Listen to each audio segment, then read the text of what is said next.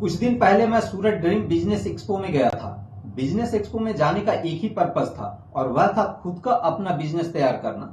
आप बिजनेस दो तरीके से कर सकते हो, या तो फ्रेंचाइज बिजनेस करो या खुद का बिजनेस करो।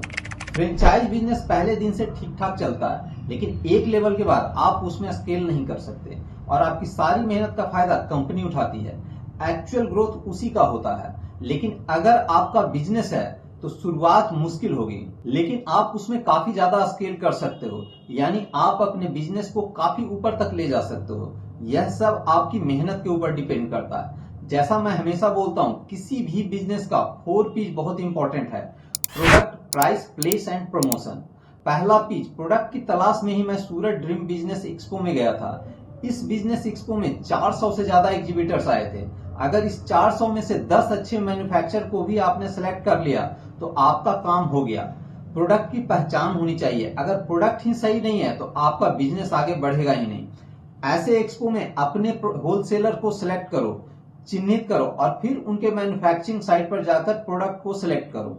ऑफलाइन बिजनेस के लिए प्लेस भी इंपॉर्टेंट फैक्टर है, यानी शहर के सबसे अच्छे जगह पर अपने शोरूम को बनाओ। और अगर ऑनलाइन बेचना है तो अपने वेबसाइट को बढ़िया बनाओ। प्राइस पहले ही आपको तय करना होगा, क्योंकि आप एक ही शॉप पर छोटे, बड़े और मध्यम कस्टमर को प्रोडक्ट नहीं बेच सकते।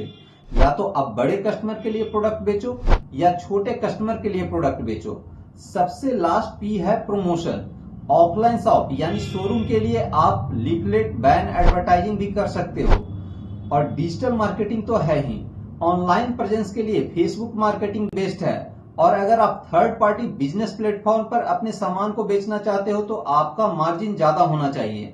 लेकिन अगर नो प्रॉफिट नो लॉस पर भी आप अपने सामान बेचते हो तो आपका एक ब्रांड वैल्यू बनेगा, लोगों के बीच में आपकी पहचान बनेगी। और एक बात और, इंडिया एक्सपो सेंटर और मार्ट में हमेशा इस तरह के बिजनेस एक्सपो लगते रहते हैं। अगर बिजनेस करना है तो आपको ऐसे बिजनेस एक्सपो में जाना चाहिए। Thank you.